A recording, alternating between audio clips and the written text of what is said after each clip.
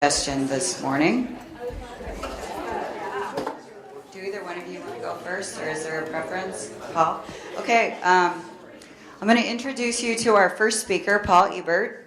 Paul joined the Des Moines Metro Wastewater Reclamation Authority in April 2009 and worked in the Fats, Oils, and Grease program for 1.5 years before taking over as regulatory compliance team leader in the industrial pretreatment program in 2011.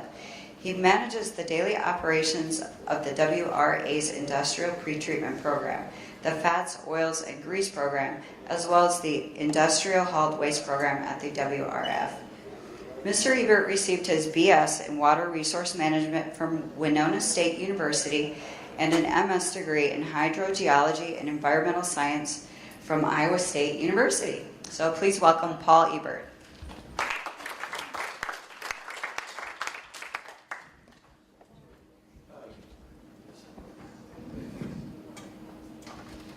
All right, good morning. Thank you for the welcome. Any Patriots fans in here? I stayed up way too late, so I probably have bags on my eyes watching them. But I was also informed this morning that apparently a speaker from yesterday maybe brought beer samples. Yes. I didn't know I would have brought some wastewater samples for you.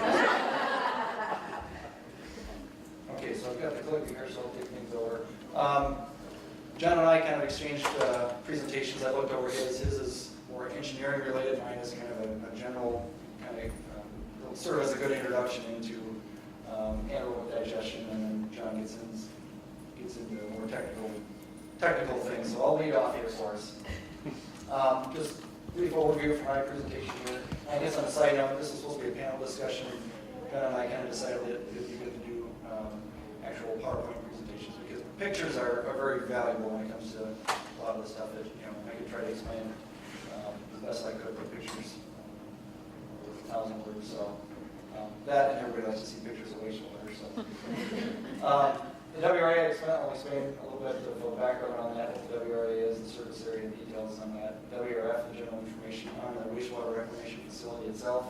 I'll talk about our Fats, Oils, and Grease program, how we go about collecting this food waste, how it gets disposed of at the WRF. If you're not familiar with the term anaerobic digestion, I'll give a brief intro on that, and how that's converted to biogas, and ultimately a little bit on our biosalvage recycling program as well. The WRA itself, you'll see the logo up there, stands for Wastewater Reclamation Authority. There's 17 member communities that make up the WRA. It's kind of hard to see the map down here, but it looks better on the computer screen when I'm closer to the chair. But there's 17 member communities here in the Des Moines metro area. We serve 500,000 people.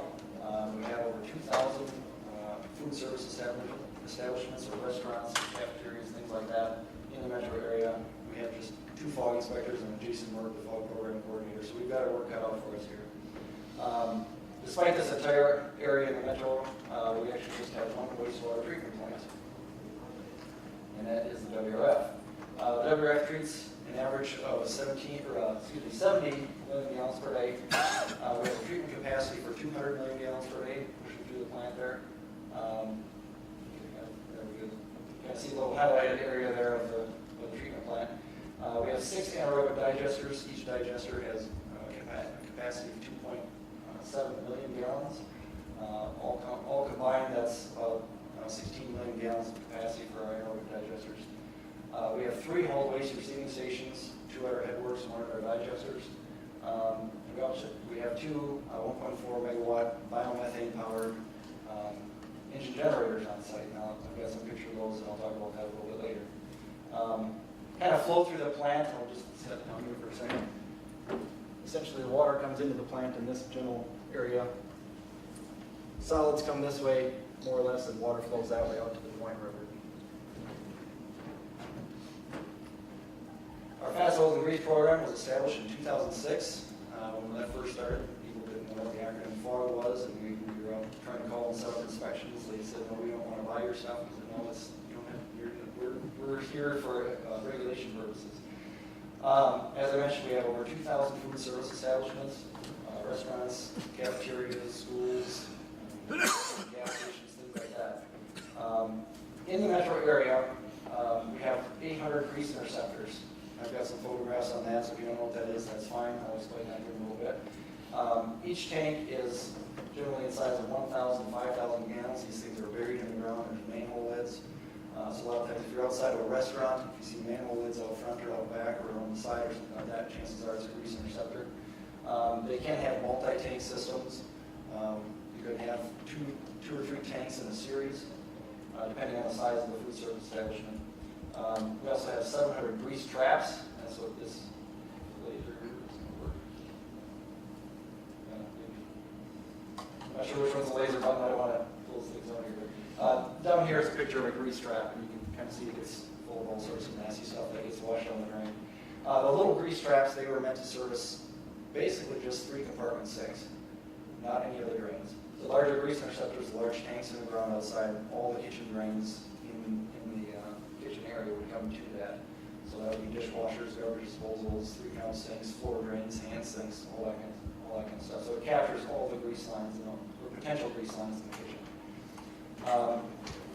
One interesting stat there on the grease interceptors, if you think of it from a pre-treatment standpoint or a capturability standpoint, those 800 grease interceptors in the metro area provide about 1.5 million gallons worth of storage capacity and the ability to capture these food solids. The benefit and the reason that we're doing this is ultimately to keep that food waste out of the collection system when the fat soils and grease can cause blockages and problems and things like that. The side benefit is that we can capture this food waste and properly treat it through anaerobic digestion as a treatment plant. So this is why we're all here, to look at why and how we can keep this waste out of our landfills. Again, this picture looks better on a computer screen, but there's just a bunch of organic matter.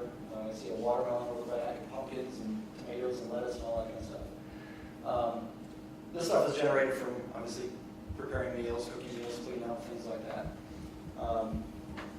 This food waste, when it gets ground up in the garbage disposal, set down the drain, it gets captured in that grease interceptor instead of going down in the collection system itself. And this is good. This is actually a very good means of food waste recovery. I'll explain again how we treat that in the coming slides here. So we divert this food waste from the landfills into the grease interceptors and then there to our anaerobic digester. So here's a picture of a grease interceptor getting installed. Basically, I think that's 2,000 gallon tank there. There's just some people for reference. You can kind of get to see this thing. These things essentially function as just like a septic tank with solid sink, pasteurize. I've got a little animated model that I built a couple years ago on that. I'll play that here in just a little bit, but that just kind of gives you perspective for size. All right, here's the model. So we have the inlet side of the interceptor over to the left and the outlet over to the right over here. These little tubes, as you can kind of see here, they're basically little PVC plumbing pipes coming in to the interceptor. Water's going to come in, basically come into this outlet T, flow down to the bottom. The top of the pipe is always going to be above the operating depth of the interceptor there. And the outlet T, that's very important to have there. If we didn't have this, any floating material like this on the effluent side of the tank is just going to flow right on. So we have to make sure we have that outlet T in there.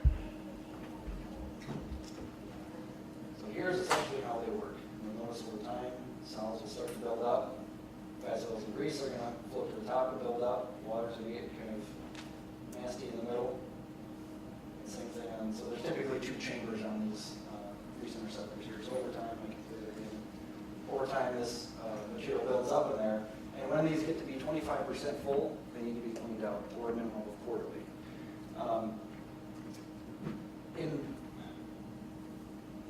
It can sometimes get to some bad publicity with any regulation, stuff like that. And I remember reading a stat in one of the newspapers. They said, well, these things, they don't even allow these things to get full before they have to be cleaned out. That's because they can't get full. They have to have that layer of water in between there to allow separation of the fog and the food solids to occur.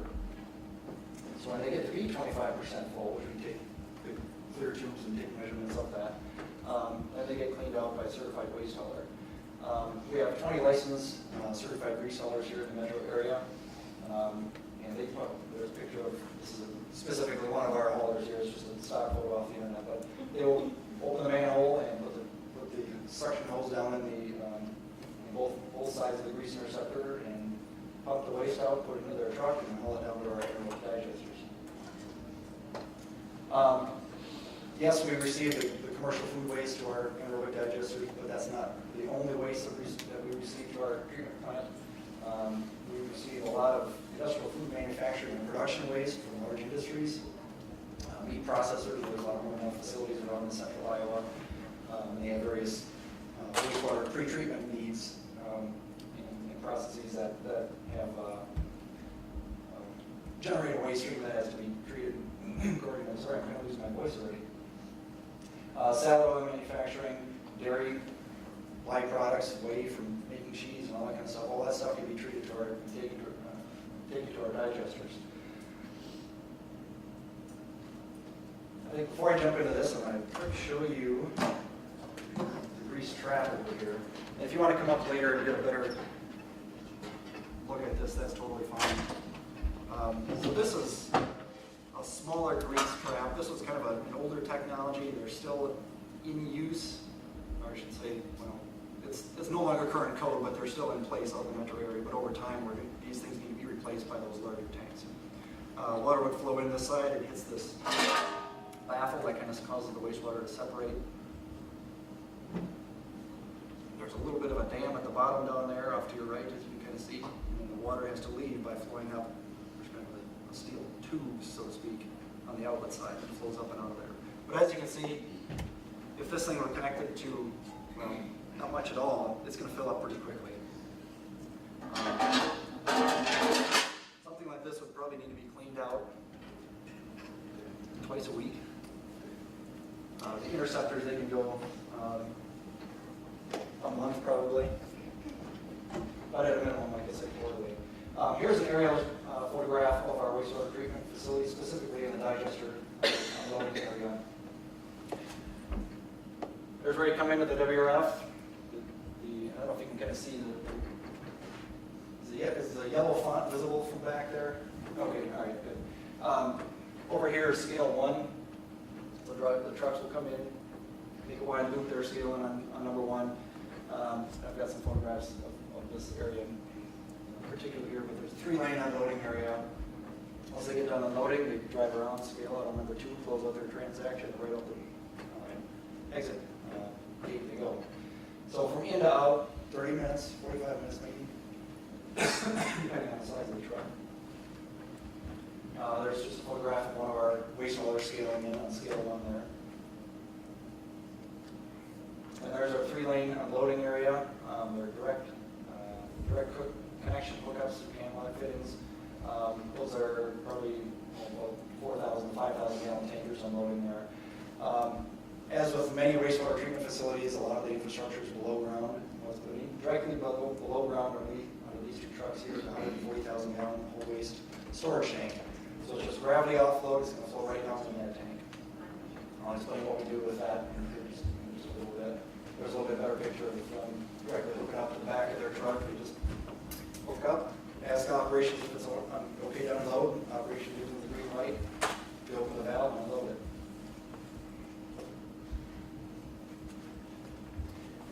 So how much Fogg waste do we receive? Here's kind of a slightly busy chart here, but it shows the month at the bottom there and thousands of gallons on the left-hand column. The top line is 2016, so you can see by month we receive, well, essentially 1 million gallons per month to our anaerobic digesters from the Fast Oils and Grease program. So if you think about that again from that stat of 800 grease interceptors providing 1.5 million gallons of storage capacity, that's almost all of those are getting cleaned out on a monthly basis, thereabouts.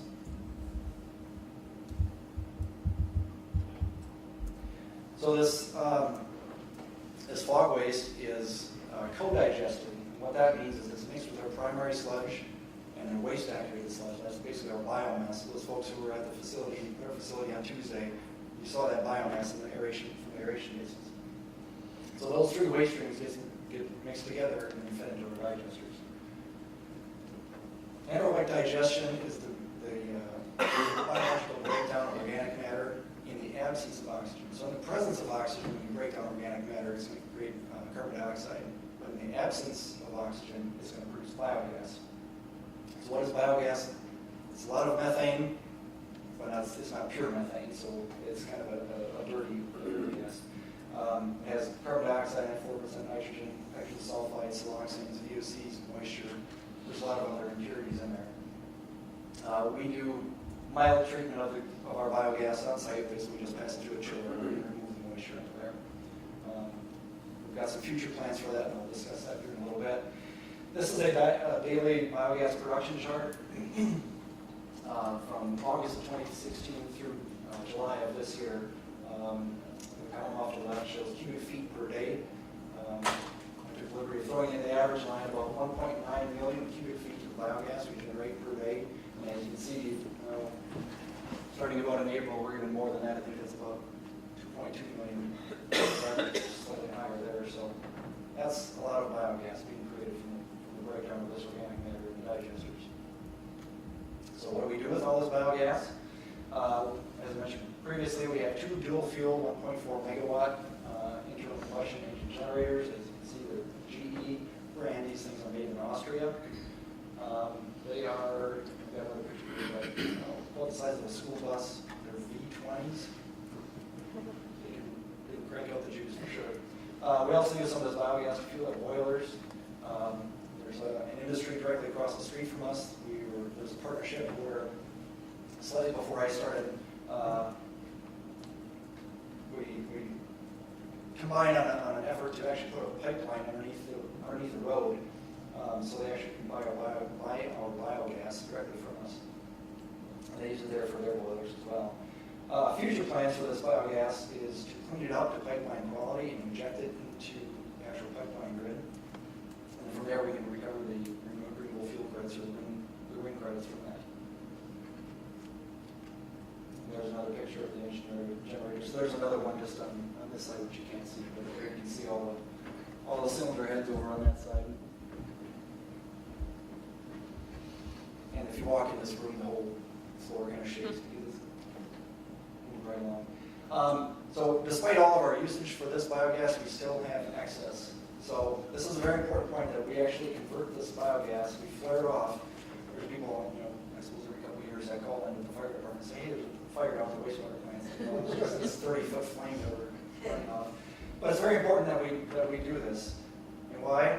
Because it converts that methane, which is 20 times more potent of a biogas than carbon dioxide. We're converting that methane into carbon dioxide just through the sheer combustion. But of course, that's still money, essentially money being flared off, and we're working on correcting that. But it's, again, the ability for a wastewater treatment plant like ourselves to be able to capture this food waste, divert it to our anaerobic digesters, and if there's excess, to burn that off, as opposed to taking it to a landfill, where if it's not covered properly or soon enough, or if it's just entered the atmosphere, that's that methane that's all coming right off. And I think I'm sure you've maybe seen stats so far this week on emissions maybe from landfills, but yeah, it's actually a measurable significant portion of methane emissions. I guess I can maybe go back. If you think about it from a food waste source standpoint and then conversion back into carbon dioxide, it's almost a net zero greenhouse gases because the food waste is from organic origins to begin with. We're just converting it back into carbon dioxide. So it's taken out of the atmosphere by the plant material to make the produce, to make the food, and we're just converting it back into carbon dioxide and releasing it off. So it's almost kind of a closed cycle. Lastly, so in our anaerobic digesters, we break down about 60% of the volatile solids. So that organic matter, sugars, things like that, we get all that, we get broken down. But just say let's just look at a tomato. Let's just say 60% of that tomato would get broken down. 40% would not. So what do we do with that waste? We have to dewater it. It has to get pumped out of the digesters first, but then it gets dewatered and recycled back into the environment by land application. It's important to do this because we're recycling those nutrients that are in the biosolids back into the environment. So you have your macronutrients, you can see there are your micronutrients. All this stuff improves soil fertility. So in Iowa we have a lot of clay. It's important to get this type of biosolid material back out into the fields because it retains moisture well and has fertilizer properties to it. Farmers like this stuff. one of the things I say when I give tours is it's very important to recycle these, especially the micronutrients, back into the environment, because if you think of it from an intense agricultural standpoint, we've been farming fields now for, let's just say, a century, pretty intensely. Over time, that soil only has a finite amount of micronutrients. Your food is getting energy less dense, so it's important to get these micronutrients and macronutrients back into the environment. Now, our biosolids are not classic biosolids. We don't apply them directly to farm fields used to grow food for human consumption, primarily on corn and soybean fields, but it's still getting back into the environment in some fashion or another. There's just a picture. I apologize, it's just going to blacken the shadows there, but that's a picture of our bio barn where it's pretty near full. We have the capacity to store 6 months worth of biosolids on site. But we're always fighting plantings, harvesting, and I say wet weather to try to get out to the fields to apply this stuff. So when the time is good, our drivers are constantly going out to the field. I feel bad on weekends. I'm out running groceries or something like that, and I see our biosolids trucks going. There's just a picture there of the front end loader loading up the Terrogator, and then the Terrogator goes out and broadcasts that in the field. And we actually have our own tractors and tillers. We've got to go out and actually till this and incorporate the biosolids into the soil. I think that is it. We'll hold questions to the end. Okay. Thank that sounds you. good. All right,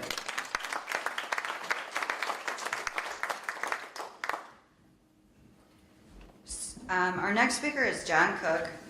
John is the Water Pollution Control Plant Director for the City of Muscatine, Iowa. A licensed Grade 4 treatment operator, he has over 17 years of experience operating and managing water, wastewater, and industrial wastewater treatment plants in Colorado, Wyoming, New Mexico, and Iowa. He is also the city's Stormwater Department Director and is currently President-elect for the Iowa Water Environmental Association.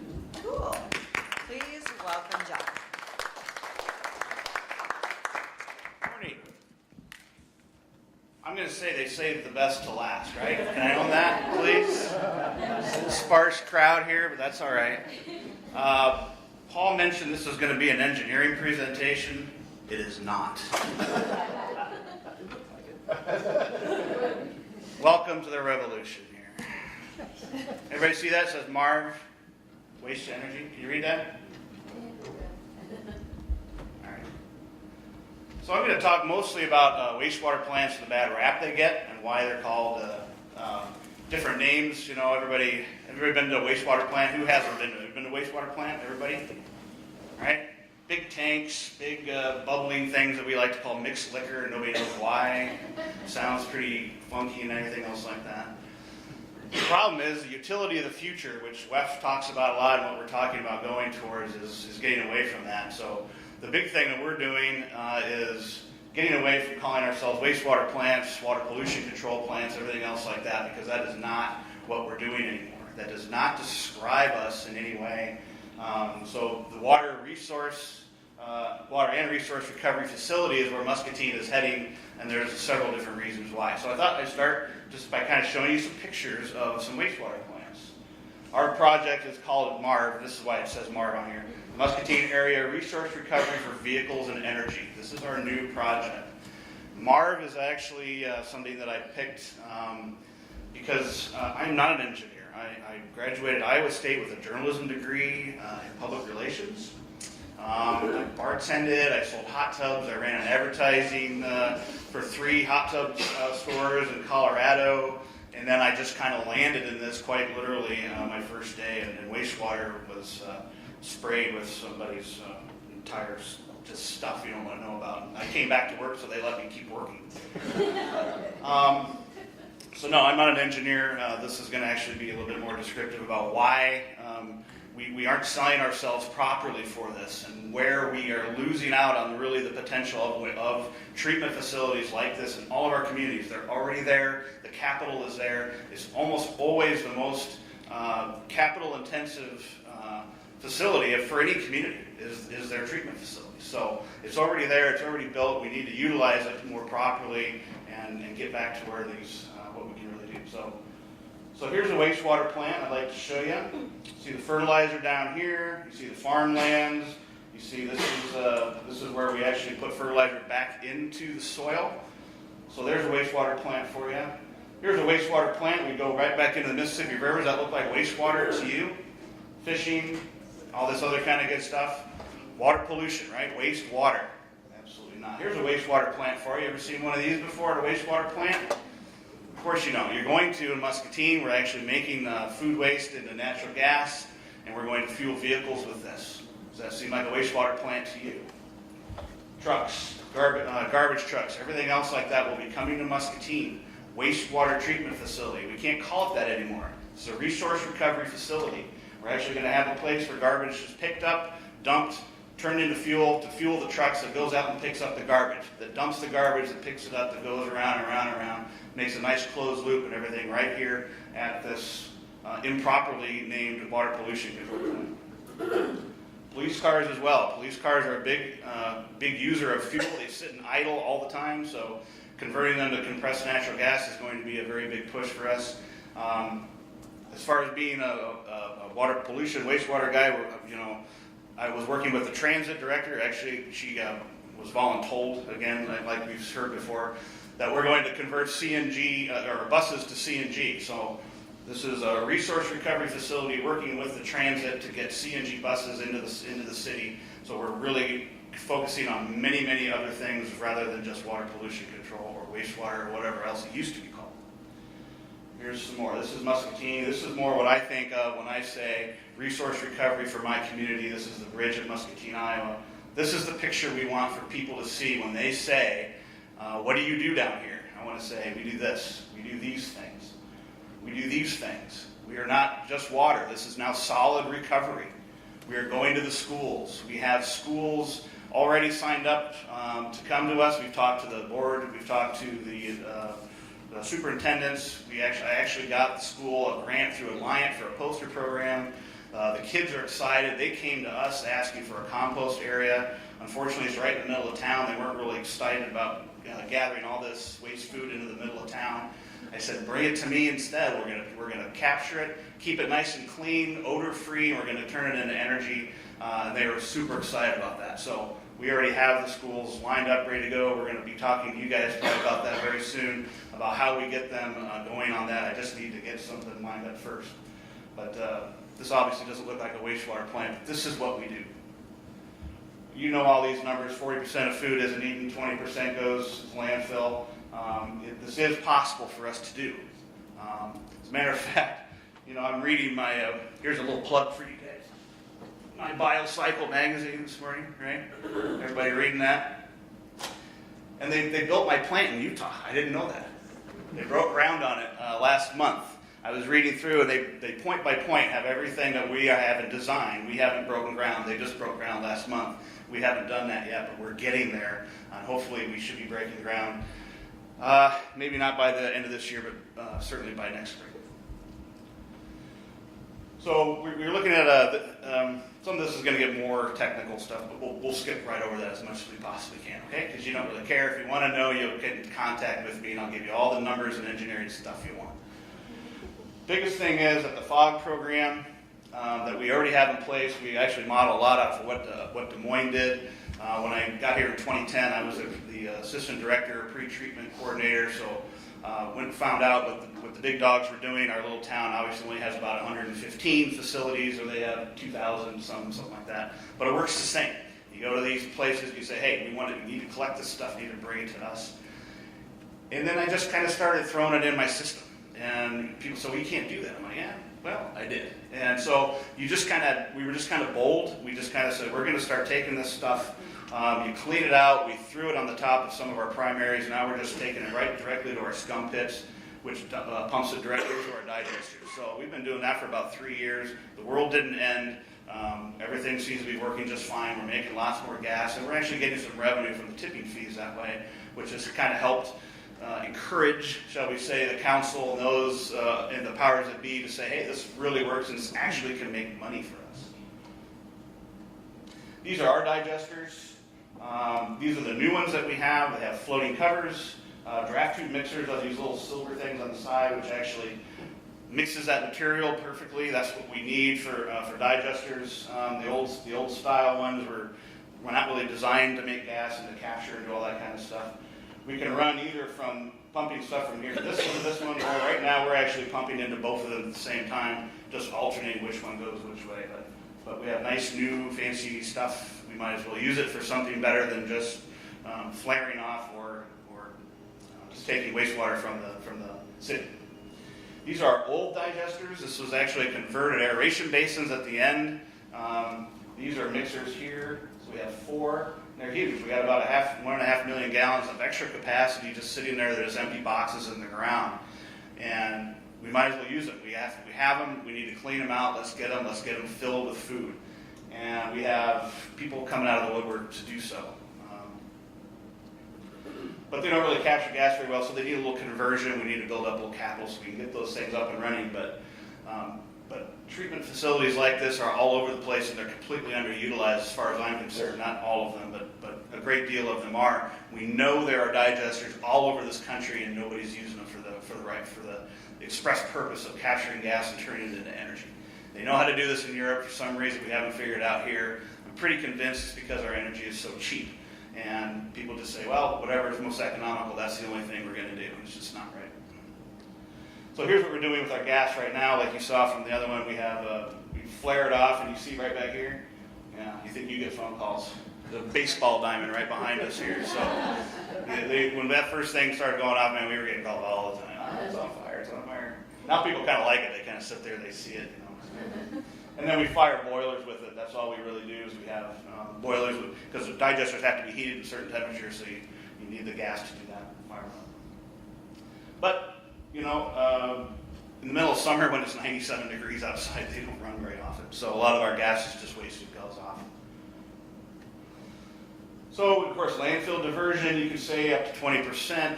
You see all these numbers. CNG fuels, where we're targeting this. Use for our gas, mostly because we pay about 4 cents a kilowatt hour for a bulk of our energy, about 6 cents for the rest of it. Then we get a discount on top of that because Muscatine Power and Water is in town, and most people don't have their own power generator. We do, so we get really cheap power. And for us to convert our gas into electricity, just never penciled out. It just doesn't make any sense for us to do that. So we have to find a different use for it. And this is a big one. Long-term potential for recouping capital. We're already seeing that there's a big revenue generation potential for us here. Of course, you know what Fogg is now. You already heard that. Liquid organic waste. A lot of this stuff comes from industrial production where they're cooking something or other, and they end up with this water or steam that's gray and greasy and nasty and awful. They don't know what to do with it. A lot of them are taking it to landfills right now, and they have to put it in a pit, mix it with something to make it solid because landfills can't take liquids. Then they throw it in the landfill, and it degrades and it releases methane. It's nasty stuff, so we're taking all that good stuff. But, of course, this is where we're all going, right? Solid organic waste. We have manufacturers that throw away 10, 15 tons a day, 5 days a week into the landfill of packaged material. You know where we live, in Muscatine, Iowa. You can guess who it is. It's lots of ketchup bottles and all that different kinds of stuff. Grocery stores, throwing away a lot. We have a lot of people that are helping out with that. Green RU, of course, collects a bunch of that stuff. Unfortunately, when they make these little pre-made dinners, you got your 3 pieces of chicken, mashed potatoes, gravy, and a vegetable. They put it out in this counter, and it sits there, and there's nice big long rows, and people, you come up and buy yourself a pre-made meal. When those are there for about a day or two, they're old, they're done, they're gone. They got to throw them away. They can't really give them away to eat. They're kind of past the prime point of where you can actually let somebody have this food. Obviously, they try to donate what they can. What they can't, they just chuck in the trash. Mostly because, like I say, it's a lot of work for them to sit there and open that up, clean those out, and they aren't doing it. The easier you can make it for somebody to do that, the better you're going to do it. So what we're going to do is we're going to let them just throw everything in the big bin, take it back to our facility, and we can actually open it up, take the organics out, send the other material the other way. Hopefully recycle some of it. We'll see how mixed up it is and everything else like that. Cafeteria waste obviously is another big one where the schools are super duper excited about getting this. They just have tables and tables of apples the kids aren't eating. They don't know what to do with them. They give them away to the Salvation Army and they don't eat them, and they end up throwing them away. A lot of this stuff just is not getting consumed, not getting eaten or anything else like that. So we're finding places and targeting as many places as we possibly can to get rid of that, take it in. These are just some numbers that are overwhelming. They probably don't mean much to you, but this is a huge number. 900, there's almost 1 million gallons of diesel fuel potential out there. That's just in our biogas waste shed area. We had eco-engineers who's represented here today as well go out and say, where is stuff that we can bring to our plant to feed?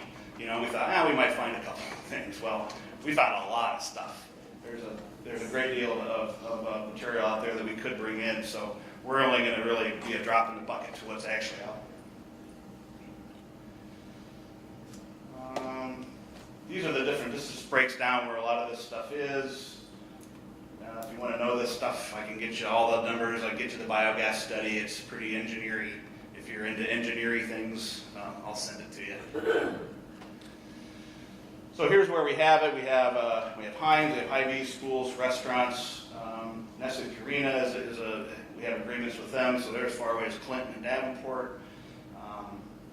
And then we have Ruan, who's on the other end of this to purchase the fuel once we actually get it into a fuel. I mean, it comes off as biogas. That stuff's only about 60% natural gas. You got to compress it, clean it, and get it to a usable product. So that's where we're headed with that. So there's lots and lots of local potential here, but as soon as, and we're talking about self-promotion, we put a news article out, it gets out, did a TV spot, Channel 6 News showed up, Channel 4 News showed up, and last couple of Wednesdays ago, it aired. About a day and a half later, 9:30 in the morning, a guy calls up and says, I just had the guy from Kraft Heinz, one of the largest manufacturers in the country, does all of their sustainability stuff, was in my office, and just flew out. So I missed it by a day. He goes, but this guy needs to talk to you. And the next day had a phone conversation with him at 10 o'clock, and he's talking about places in Missouri. He's talking about places all over the place that are looking for places like us to take material. So we're going to have no lack of material to feed these digesters. That means we are not just taking stuff from Muscatine. That means we are taking things from a regional area here now. Because a lot of these places are shipping this stuff all over the country. Some of this stuff goes as far away as Tennessee for some strange reason, Indiana and everything else like that. I know Des Moines gets a lot of stuff from very bizarre places. They don't even know why they're ending up there, but they are. Because there's a great need for people to find this and figure out where to go. And we want to be that one. So, biogas production, here's some number that doesn't make sense, but this does.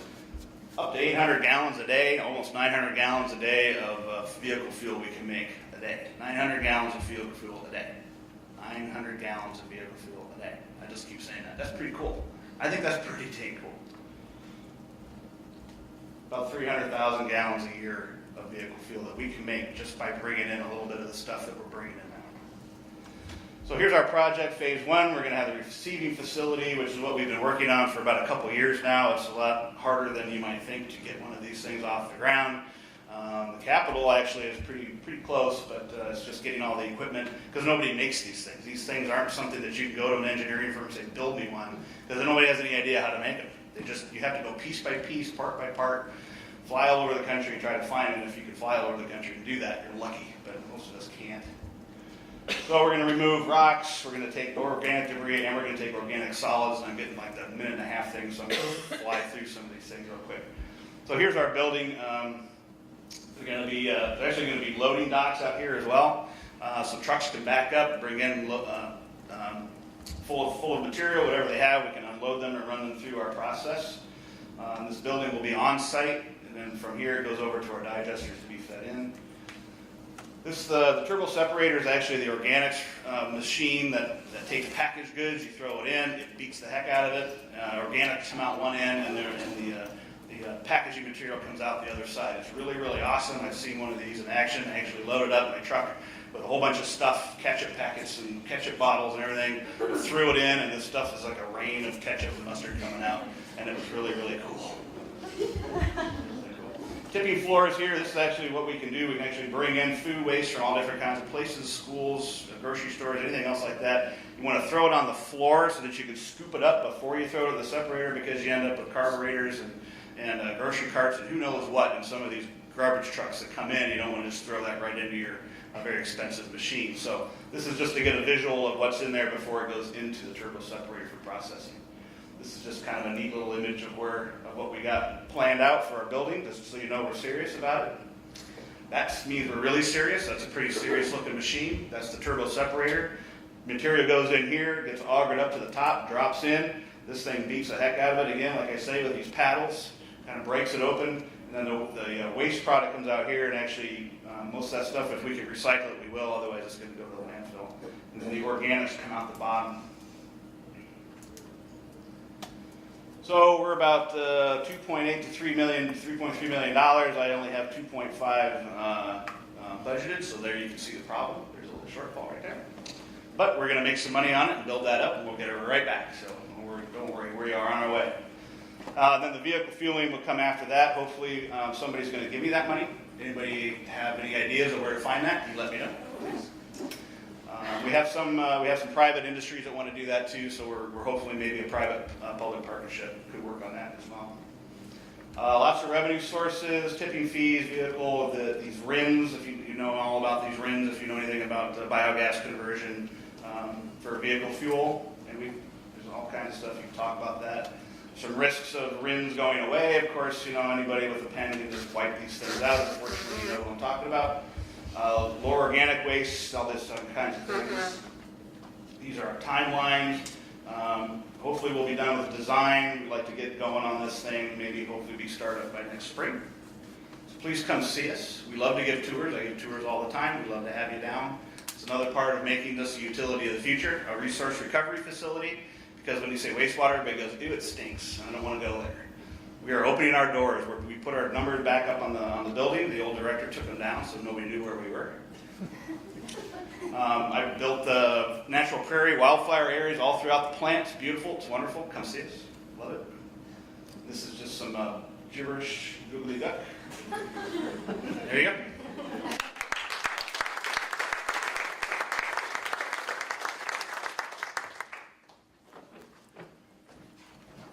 So, fortunately, the session is over at 10:45. We have a closing session at 11. But anyone who wants to take this little break before the closing session and ask questions, please do, of John or Paul. Are there any questions? Yes? What waste streams are you currently introducing at Headworks, and will you change that once your operation is? Me? Yeah. Or either one of you, really. Yeah, we at our Headworks, we're just taking municipal wastewater. We do take Fogg and anything that's liquid and that's pumpable off of a truck. They'll come and they'll approach us. We'll say, send us a little bit of it. We'll see what we can do. So yeah, we're getting some other facilities that just have a truckload of stuff they don't know what to do with. If we think we can take it, we take it. We take high-strength organic waste to our digesters. How do I determine if it's high-strength or not? Through lab analyses. So if somebody calls me and they say, hey, we've got this waste stream that we need to get rid of, I say, get me a sampler or send me some lab data on that. If it's fairly dilute waste, we'll take it to our Headworks. So if there's a lot of inorganics in there, if the volatile solids aren't very high, it's going to go to the Headworks. If we have 90% volatile solids and high COD is carbon, basically an oxygen demand, we're going to take that to our digesters. So there's kind of twofold reason for that. If we send it to our Headworks, it ultimately ends up going through our entire process. We can see that shock loading of a very high COD load into our secondary aeration basins. If we take that to our digesters, those organics can get broken down there. So. In terms of your NPDES permitting, does your permit allows you to take these materials from the beginning, or you have to continue requesting approvals when you have any new material coming in? They inquire about that during audits, but essentially we're able to treat this waste and still meet our permit limits. So if there's any issues where we're not meeting our permit limits, then yes, then it would be a concern, but otherwise no. Paul also allocates some of that into the local limits, so we allow for that. Yeah, we find loading. We had to go to the DNR and ask the question, since we're going to be a solid waste receiving station as well, how does that work? And they'd swim. I don't know. We've never done that before. So we went and sat down with all the right people and said, hey, is this okay that we start taking solid waste at our wastewater plant? And they said, yeah, that sounds great. Let's go for it. Let's try it out. So it's kind of a new thing. We don't know how it's going to really work out, but they're letting us go forward. Since you both have fairly inexpensive electricity rates and you're really looking at vehicle fuel or putting it into the grid, moving towards 100% energy independence isn't a goal. So I'm curious if you thought about another metric that you can use from a PR perspective, whether it's cost or revenue generation that's going back into your operations and capital budget. Yeah, when we dashboard this to show where we're at on, it's going to be mostly how much we divert from landfill and how much revenue we make. Those are going to be our two big metrics that we like to use. Yeah, it's actually the same thing. I mean, we're looking at revenue and how that can offset taxpayer costs. We're always looking at ways to reduce energy and also reduce costs. So this is a very good way, especially once in maybe 2 years from now when we're doing the RINs recovery. That'll be definitely a feather in our cap. All right, well, everyone, thank Paul.